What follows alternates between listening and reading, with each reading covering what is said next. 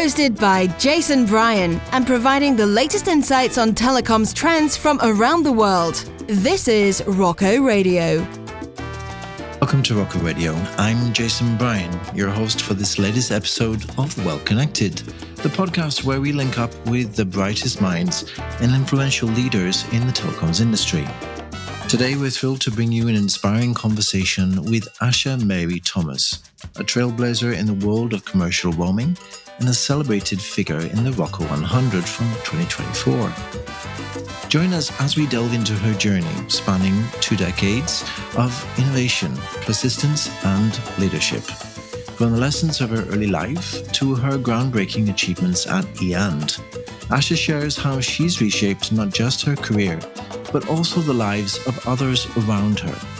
Stay tuned for a narrative of resilience, of innovation, and the personal side of Asha's telecoms leadership story.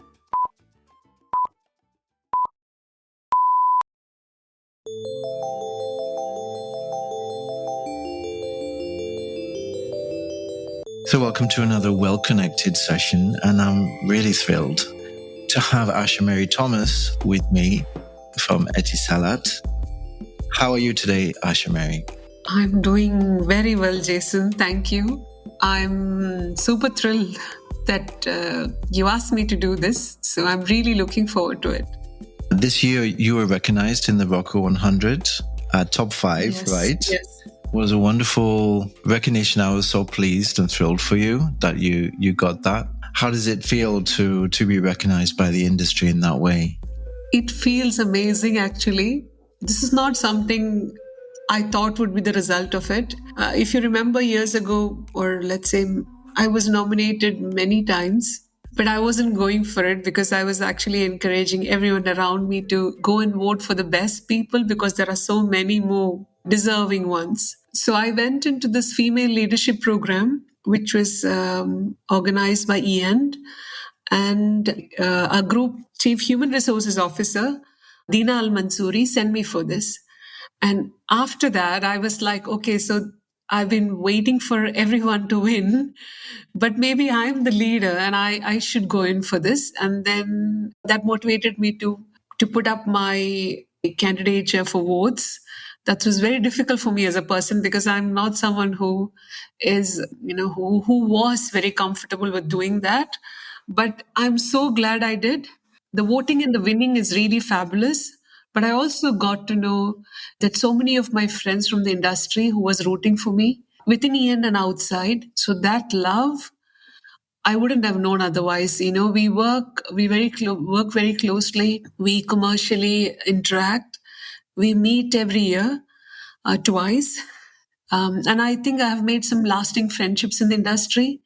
So it was a testimony to that too. And I've been here doing this. I've been doing commercial roaming for 20 years. I never looked at it this way that I could be, in the top 5. But I think it made a change in me. I celebrate myself more and I'm not apologetic about it. And I see that I also give hope to a lot of them who are upcoming because I was told by so many, especially female colleagues of mine within the industry, that Asha, when I saw it, I felt that if you could do it, I could do it too. So I think this was one of the biggest accomplishments for me, that I could inspire someone to go and live their best life. They all appreciated my good work, but suddenly I felt like everyone was seeing me in this new light. So brilliant. Thanks, Jason. No, thanks to you because, we run, as ROCCO, we run this research every 2 years. It's really interesting to kind of understand who people see as their ROCCO 100, right? Everybody has their own list, right? So when you see people who you don't recognize or you don't know, it's very interesting because it's an industry perspective. That is something which opens our minds and it enlightens us, I think, to the possibilities of what leaders look like in 2024, right? How do they look? How do they behave? What are they, we're all on a learning curve. And I think this is so beautiful to see people being recognized for their leadership across all different races, countries, geographical domains, it's fascinating to see.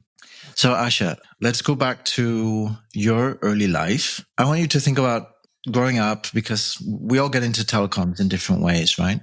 I would like to hear how did you make that step? So if I go back, I have to go several years back to the village that I grew up in. I would say the first inspiration was my grandmother. So I want to recall this particular incident, which was a few decades ago. And I was a small child. And then we have, at that point in time, we were cultivating rice back home.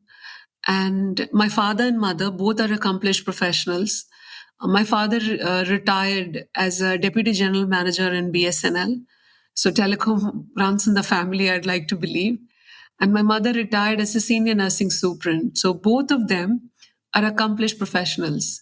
But then my grandmother, the matriarch, used to call the shots, if I may say so. So both of them were not both both of Wonderful. them were not allowed to go to work the day we had the harvest. So both were supposed to be there at home to help the workers who would come home and to serve them food. And so I saw how committed she was. I vividly remember one of those days. It was early morning, like maybe before 5, 4:30. And I remember that they were trying to bring in the workers and no one was ready to come for some reason. And my grandmother went in and asked my father and mother, did they come in? And they said, no, we didn't get the workers. There she goes, zooms out of the house. In comes the workers, and I run to them, and I was like, I remember asking the one of the workers, and I asked him, "How come you and your wife, were ready to come when my grandmother came? My parents came, but you were not ready to come." So he asked me, "Your grandmother, all of 80 plus, lands up at my house at 4:30 in the morning. What do you want me to do? I have to come. This old lady is asking me to come, and she's there at my doorstep, and she's not going without me." So I remember that was one of the earlier influences of persistence, that if you don't have a way, you find a way, you keep walking. And that's been one of my that I've held close to my heart, that you keep walking. Whatever life throws at you, you keep walking. You fall down, you get up and walk. So I come from a very biased culture where patriarchy is still existing. But my father and mother both didn't raise me that way. So you can see the grandmother was such a powerful force, but also my mother and my father, both of them raised me as an equal. So whatever my brother had, I had as well. Whatever opportunities he had access to, I had as well, everything equal. And I have to also remember that my mother never asked me to cook. So my culture, women are taught very early on to cook. And so I always remembered that when I came to corporate life, that I didn't have to be invited to the table. I knew I deserve a seat at the table. I feel it also came from the work culture that I saw at home. And there are times I did think that, I wish I had my dad more to myself. But then today I see the way I am with work is come from them. So I think an ambitious family, a hardworking family, has played a big role in making me who I am. Let me stop you there. What did you study? Your father worked in telecoms. Did he put you to work in telecoms as well? Or was that always your path? Or I what wish did you I could study? say that, Jason. It wasn't. So my father retired so he was in telecom, right? I just aspired without really working hard towards that. But then I did my computer science graduation, and then I did my MBA in marketing. And after that, I was campus placed in sales. I did that for a year and few months. And then I had this opportunity to go for an interview in BPL Mobile, which is today's Vodafone Idea. So that was my beginning. But to answer your question, the first opportunity, though, came through someone he knew in the industry. The interview was set up because he was speaking to someone that my daughter's in town, and he said, would she be interested in the role in telecom? And honestly, I wasn't looking forward to that. I came to celebrate my birthday, and I was planning to go back to the other city which I was working. And I thought, okay, since I've come, I might as well give a shot. I went for the interview, and my answers were really very blunt, if I can think, if when I recall it, because I wasn't aspiring to be in that role. But then when the result came, I made it through. And they said the reasons they hired me was, first one is that they found me fairly intelligent. Second, they felt the fact that I was, as a woman, working in a different city in sales was another factor. They thought that I deserved the role. So, yeah, indirectly, my father had something to do with it. But me persisting in this role or getting to that, no, I did not do my engineering in telecom or do that path. But I also feel that, sometimes children don't exactly follow what you tell them to do, but they learn from what you do. So what did you do first of all? What was your job there? So I joined BPL Mobile as a product manager for roaming. I was managing inbound roaming, that is 2002, also retail roaming and operations. So I was responsible for the revenue stream for Kerala as a circle within India. So this was my portfolio. Okay, so you were in roaming right from the beginning. Yes, from 2002. Yes. And that working in BPL was I think it gave me all the base that I needed to, because it was just one person running everything. So I was launching networks. I had two engineers reporting to me who were managing the IRIG and TADIC.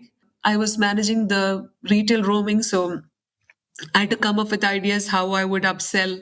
I remember I had come up with this holiday package along with roaming. It was in the media as well. So they were making fun of me, saying that, BPL has this offer which you get a roaming package, but then everything is free. So, and then the other guy goes, okay, what else is free? So yeah, you get to go to this holiday. You need to pay for the ticket, and then you need to pay for your food. And so what is free? And then they go, the bill is free. So it was a joke, but then the package did really well. I, along with the roaming subscription, they were getting the holiday packages, holiday stay in a beach resort in Goa free. So those were some of the early year memories that I have. It did well. Inbound roaming as a wholesale stream in 2002 in India wasn't that developed. We were still allowed to send welcome SMS. So I was running these holiday packages to inbound roamers as well. That was a period of learning and also delivering well, because BPL Mobile at that time was going through very tight budgets and very high deliverable expectations. So I really had a great opportunity learning and delivering there, and really great mentors and bosses. So I think it was a really good learning ground for me. So what happened next? How did your career evolve? I sort of reach sort of a mundane routine kind of feeling, and I need some stimulation or reinventing or different things.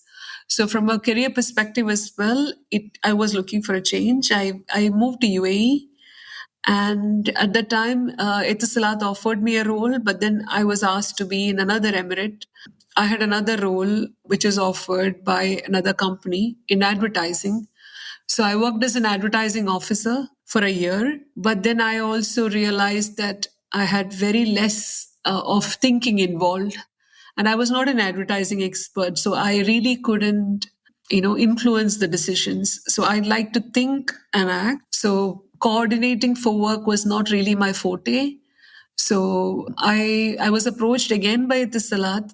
Again, I wasn't sure at the time. So the third time I approached him back, and it worked out, and I joined EN as an analyst, because at that time in February 2007 do entered the market. So EN was looking for someone to manage the commercial roaming portfolio for wholesale. So I actually had to devise the discounted IoT agreements and so on. So it was the right timing, and really amazing work, because very different inbound and outbound travel portfolio, if you ask me, because there are a lot of people who visit the UAE for business and travel. A lot of people travel out from UAE as well. So the richness of this country is amazing. So to do roaming in this role was, I would say, I'm very fortunate to manage that portfolio right from the beginning. And that was 17 years ago. That Yes. what was it like culturally to, I think you said you were from the Kerala region of India, to go to Abu Dhabi? Was it a big culture shock? It was a big culture shock. Though people from my state are known to go to the Gulf, I had no such plans. So the good part is that work was really nice and I was immersing myself at work all the time. But then I was coming from a place which is very green. So it took me a couple of years to get used to, though Abu Dhabi is green, but maybe in comparison, it was different. So that is one part of it. And I think move between countries, you need to give yourself at least a year to get used to it. It took me about 5 years to fall in love with the country, and now there's no looking back because it's really rich, diverse, and the acceptance of the Emiratis is something which you possibly wouldn't find anywhere in the world. If you're ready to work hard and give your best, this is the right country to be in. A lot of things back home was modeled in a particular way. There were also factors like not seeing your family every day, your parents every day, which I wasn't prepared for initially. So that was the difficult part. So being away from family was more of the tough part than really being away from the place. Place also plays a role because we get the monsoons and rain, but you also are very blessed with this, the pleasant climate in UAE. Though we do have summers, the country is also well equipped with air conditioning all around. So you don't really miss that. It took me a couple of summers to get used to that. So, yes, it was a change all around. If I look at the plus part of it, my career really thrived. So, for a mind like mine, it was the right place at the right time. What would you say motivated you when you got to Etisalat? What was special or unique about the company? So, when I joined itself, there was this training program that I went into called Who Moved My Cheese? And Etisalat was going through a transition at that point in time and rebranding, and they were sending us to these workshops. So, Who Moved My Cheese was very inspirational because I remember it influenced me in ways like, you need to reinvent yourself and go after the cheese and don't wait for the cheese to come, or the cheese will finish. It did influence my view about work. Etisalat was like very aspirational as a brand back then too, to work for. I really had to set up things from the beginning about the discount agreements and analyzing numbers. And so from that perspective, I got to do a lot more than I was doing before. I work with one of my bosses called Ganapati, and it made me a fast thinker, if you ask me. So I can look through any amount of Excel sheets or PowerPoints on roaming numbers and come up with a really good outcome. It was also some part of it, I think it has to do with the mentoring and coaching that I got from him. And after that, I worked with many bosses, and I think the culture of Etisalat is such that if you're really ready to work hard, they're ready to support you as well. After this phase of setting up the discount agreements, the initial ones, we became a group in 2016, EN Group. I actually worked on a lot of Etisalat group portfolio. So we started combining the portfolio along with Etisalat UAE, which is now EN UAE. We are rebranded as EN UAE, and Mobile KSA, Etisalat Masar Egypt, Etisalat Afghanistan, and Etisalat and PTCL Pakistan. So at that time, we also had Nigeria with us, and we also had Sri Lanka, which were later sold. So when I took over this portfolio, like I said before, I really like to work on things which stimulates my mind, makes me innovate or disrupt as well. I work closely with Mobile and all of the entities that time and came up with strategies, and then we delivered the numbers very well. And I think it is also because of the relationship angle that I had with all of them. At that point in time, Nabil Bakush, our group chief career and wholesale officer, he joined EN in 2014. And along with him, when the group portfolio came in, and I was given, I would say, the empowerment that I had from him made me do really good work. So I could think of different ways of doing business, and I was well encouraged. That was the second innings, I would say, from 2014, reinventing and the strategy for EN. And this time I went with commitment models of revenue commitment models and working with the retail arms of not only Etisalat UAE, but with different partners across the world, and developing the volumes and completely changing the game. So I think the gift of being in UAE is to work on this really rich volume portfolio and also the ever changing dynamic of EN. And we work closely with Vodafone because of the investment in Vodafone. It's an amazing journey that Ian is taking. It's incredible and it's very inspiring. We worked till 2014 in a particular way. And then Nabil stepped up as the group chief career and wholesale officer. And then Pablo joined us.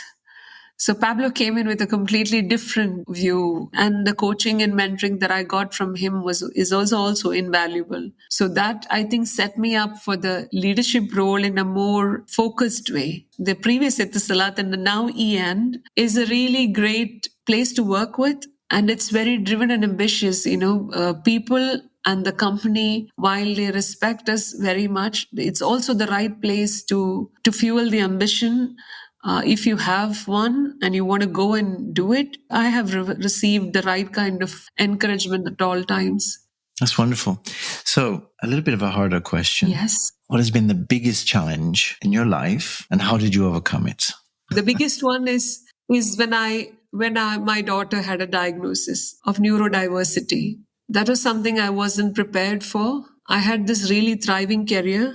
I was traveling across the world and creating value and business for EN. But at the same time, I had this and I did not want to be, I just imagined that I would be standing at the end of my career with really great accomplishments and maybe a great title as well. But then I couldn't think of being there while my daughter wasn't doing well. So I have to be very grateful to the EN because Ali Amiri, who was the group chief career and wholesale officer then, and Nabil, both of them supported me very much. I remember going into this meeting and I told Nabil that if I have to choose between my career and my daughter, I have to choose her because she only has me. I'm the mother, right?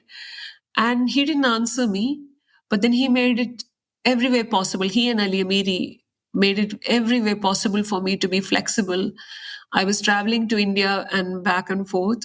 So every 15 days, I would go to India for 10 days for her treatment. Everywhere walking around with the laptop and delivering and doing calls and meetings and everything, again coming back and again going. But I also remember when the day my daughter was born and I was in the hospital, it was a tough day for me because I didn't know it beforehand. They were telling me so many diagnoses, I was hoping they would stop telling me anymore because I couldn't take it anymore and felt like someone poured a big bowl of coal into my heart and it was burning and I couldn't take it anymore. So at that time, I remember someone walked into the hospital and I wasn't ready to talk to anybody. But my best friend convinced me to someone who's in prayer, a preacher. So she came in. I was not listening and I was thinking, why me, And she started telling me how her child, while she was carrying the baby, had a diagnosis. And then when she delivered, the baby was perfectly fine. And I remember that at that moment, my faith came back to me.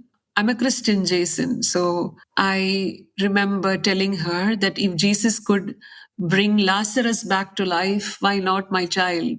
And then the faith came back in. And I remember my dad taught me a speech many years ago. It is about faith, and faith is about believing in things which is unseen and hoping that the things you believe will come true without seeing them.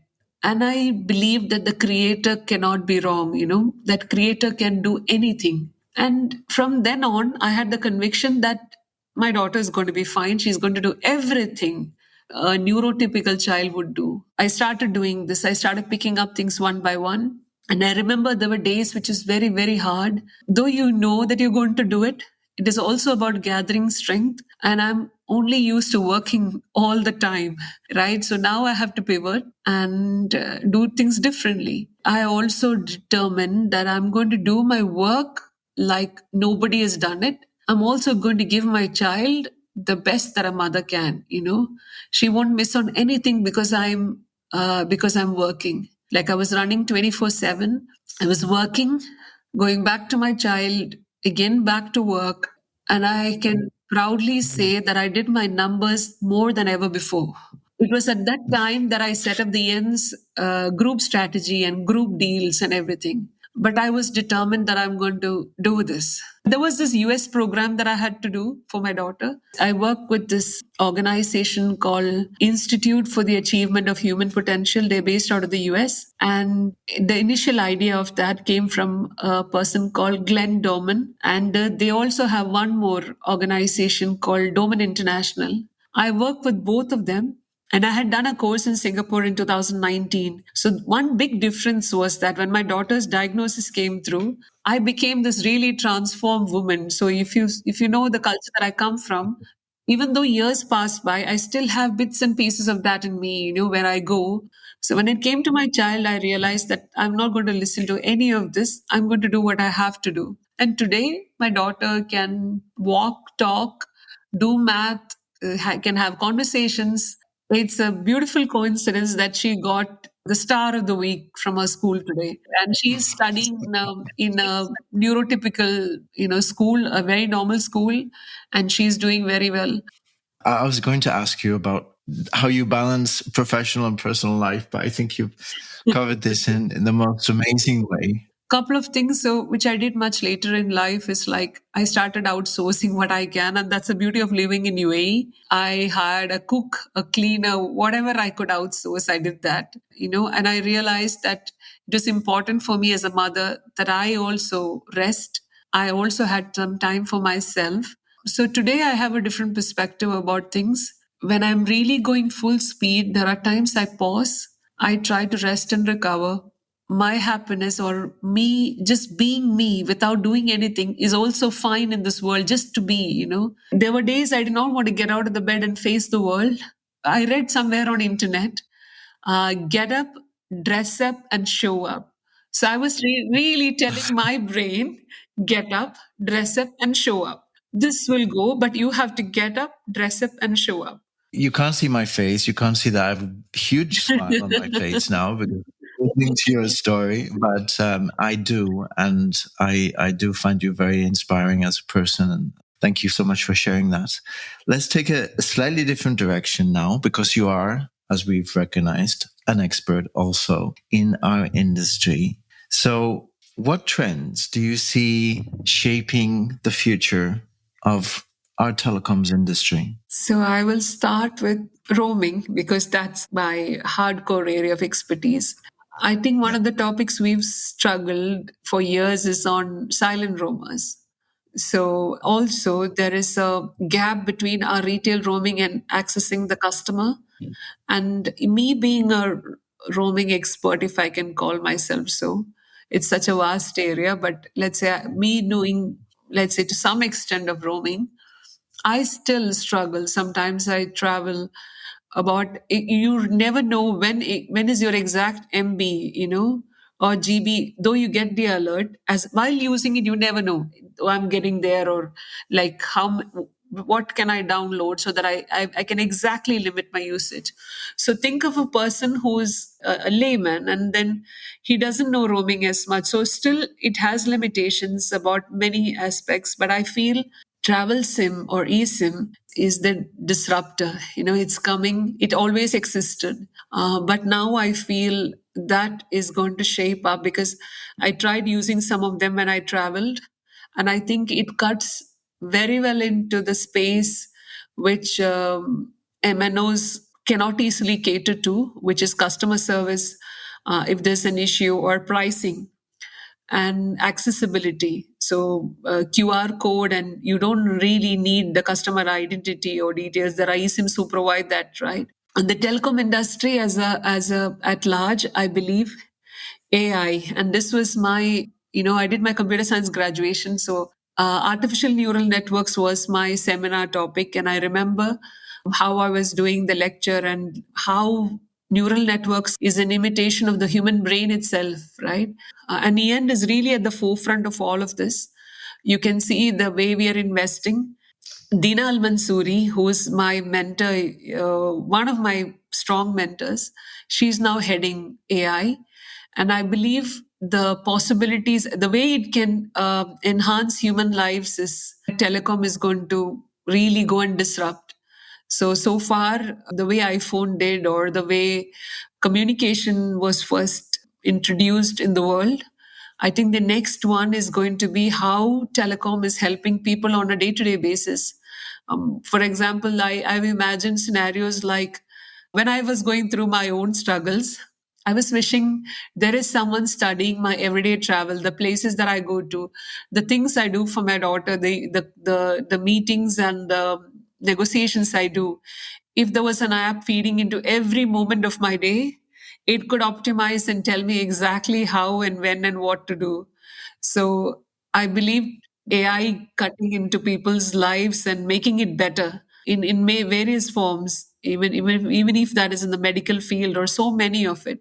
So I think that's the disruptor. While we still speak about latency improvement and speed, all of that, but I think touching human lives is going to be AI. So that's what I see ahead. Yeah, there's this perception, isn't there, that you can sprinkle AI on top of many things and it's going to enhance them. But you're absolutely right. When it comes to roaming and the customer experience, and also when we think about mixed realities and how that will evolve in the future with headsets, and you can see that roaming is going to be a very exciting prospect. I have to add something, Jason, because recently I was a member of the panel at the ITW Africa, and a couple of things I think technology is bringing forward, or telecoms can do differently, or it is doing already differently, is that Cynthia from Safaricom, she's the CBO for Safaricom, and she was telling me there is this hustler fund. So a girl who's graduated, or just say anyone, if you have a hustler fund, you can go and establish, and you have and you have a handset, right? You can get a loan to do a business, because I'm a big fan of the inclusion topic as well, and the panel was about digital inclusion. So I believe that is it's groundbreaking. And why, I'll tell you, because you can walk out of a room full of men and women who didn't buy into your investment idea, and as a woman or a man, you can go and start your own with just this handset and the hustler fund. That is defining the future. And she also told me, when you have this kind of usage by a female entrepreneur, and her usages and patterns can be picked up by AI, and it can also lead into so many different things, so many innovations. And across the world, there are cultures where women still hesitate about coming out in the forefront and trying to establish their ideas or whatever. So I think telecoms and technology at large is the way to go for them, right? So because you even with Instagram, you're sitting on Instagram, and you can today they can do any kind of business just with Instagram, and then you don't really need to go out and meet people, break your biases, inhibitions. So I think these are all defining the future.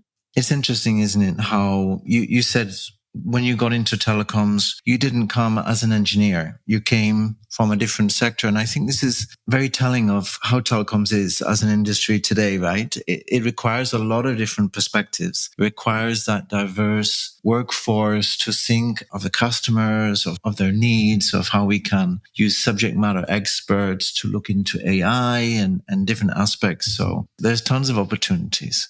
Where do you see yourself actually? What does the future bring? What's your career going to look like in 5 or 10 years? At the moment, I'm in a really good space by the grace of God. I'm not doing the same kind of work. Every other week, there is something new. But that said, a couple of things which are in my bucket list or my wish list is to write my own book. That's been a dream. When I was looking for leaders, female leaders. I looked at Indira Nooyi, I looked at, Cheryl. There are so many of them, but I didn't want to be like any of them. I wanted to carve out my own niche. Yeah. So I just thought that I could convey my journey in a different way, where so many times when not only women, anyone who goes through a crisis, you can decide that, this set system of the society or the people or the corporate world, this is there, but you can still redesign your own life in the way that you think is the best for you to function. So I wish to write a book.